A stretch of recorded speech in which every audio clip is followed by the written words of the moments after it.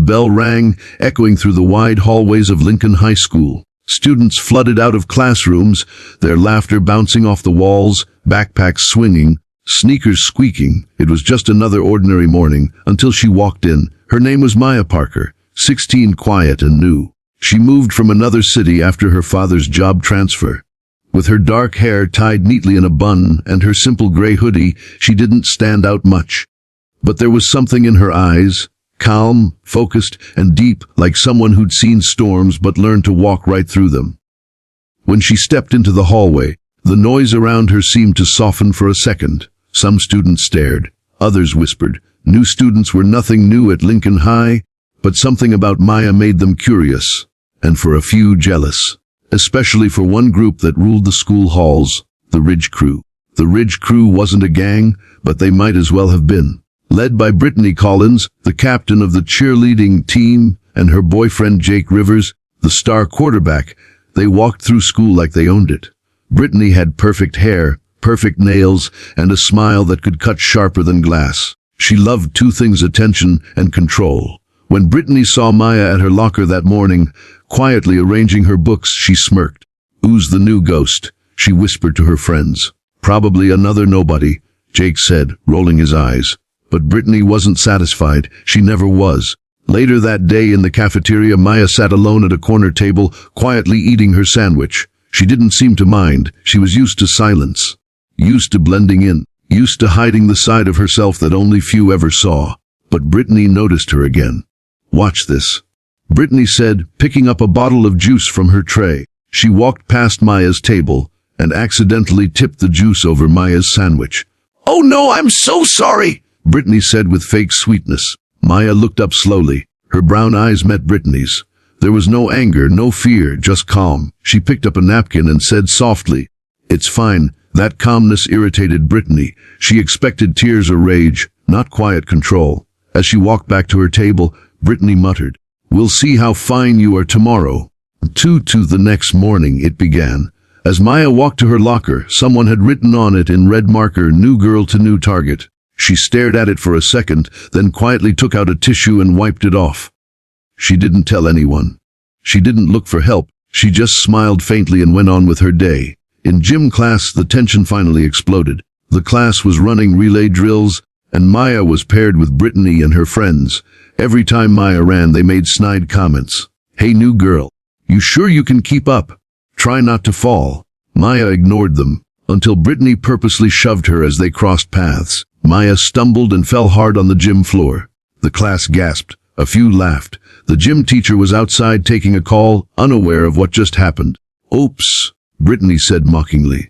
"Guess someone's a little clumsy." Maya slowly pushed herself up. Her palms were scraped, but her expression didn't change. She looked at Brittany for a long silent second. Then she said softly, "That was a bad idea." Brittany laughed. "Or what? You gonna cry?" But before anyone could blink, Jake, trying to impress Brittany, walked up behind Maya and gave her another shove. That was the mistake. In one smooth, lightning-fast motion, Maya grabbed his arm, turned her body, and flipped him clean over her shoulder. Jake hit the mat with a thud that echoed through the gym. The room went silent. Jake groaned, staring up at the ceiling, too stunned to move. Maya stepped back, calm and composed. "That's called a suoi nage," she said quietly. A shoulder throw. A Brittany's jaw drop. "What the? How did you?" Maya's eyes locked on hers. State Judo Champion, Colorado Division. 3 years running. Gasps rippled across the gym. Students whispered, phones already out recording. The quiet girl wasn't weak. She was powerful. After class, rumors spread like wildfire. "Did you see her flip, Jake?" "She's like a real fighter." "No way, she's a judo champ." By lunch, everyone knew the name Maya Parker. But while some were impressed, others were angry, especially Brittany. She wasn't used to losing attention. At lunch, Brittany and her friends cornered Maya near the courtyard. "You think you're tough, huh?" Brittany sneered. Maya looked up from her book. "No, I just don't like being pushed." Jake stood behind Brittany, rubbing his shoulder. "You made me look stupid." Maya sighed. "You did that yourself." That line hit harder than any throw. Laughter spread through the crowd. Brittany's face burned with anger. She lunged forward, grabbing Maya's arm. In an instant, Maya locked Brittany's wrist and gently but firmly lowered her to the ground. Not hurting her, just controlling her. "Please don't make me do this," Maya said softly. "I don't want to embarrass you."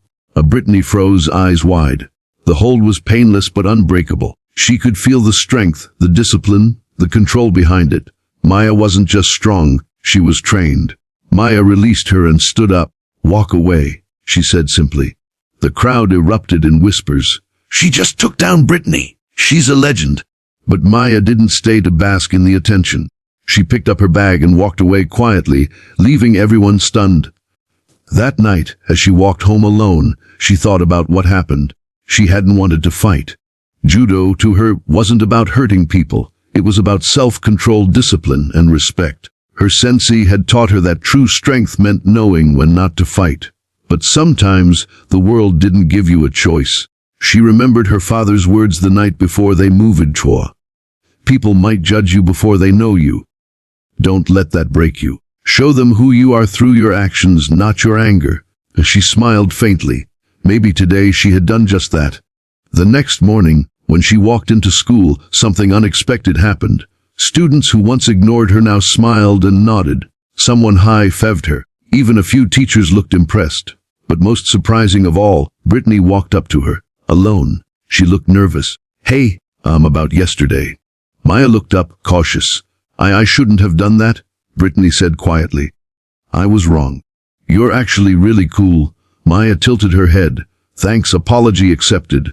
Brittany smiled awkwardly and walked away. For the first time in a long while, she felt a strange relief, like she didn't need to act tough anymore. Jake even nodded at Maya later that day. He still had a sore shoulder, but also a new kind of respect.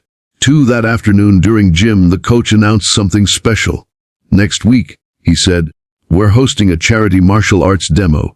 I hear we have a real champion in the house. Miss Parker, would you do us the honor?" The gym erupted in cheers. Maya smiled shyly. "Sure," she said. When the day came, the gym was packed. Maya wore her white judo gi, the black belt tied neatly around her waist. The same students who once mocked her now sat in silence, eyes wide with admiration. Even Brittany and Jake sat front row. Maya demonstrated graceful throws, pins, and balance moves, showing strength without aggression, power without cruelty. When the demo ended, the crowd rose in applause. Brittany stood and started clapping the loudest. Maya bowed deeply. "Thank you. Judo isn't about fighting. It's about respect, for yourself, and for others." That line hit home for everyone who had ever felt weak, different, or bullied. For the first time, the school didn't just see a new girl. They saw a leader. Too later, as the crowd dispersed, Brittany approached her again. "You changed a lot of people's minds today," she said. Maya smiled. "Sometimes, strength isn't about winning fights. It's about standing up when someone tries to push you down." Brittany nodded. "Guess I needed to hear that." From that day on, Lincoln High wasn't quite the same. Bullying didn't stop completely, but it slowed.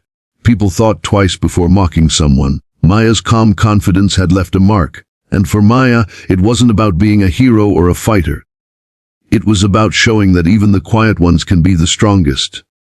Not because they want to prove something, but because they've already won their battles inside.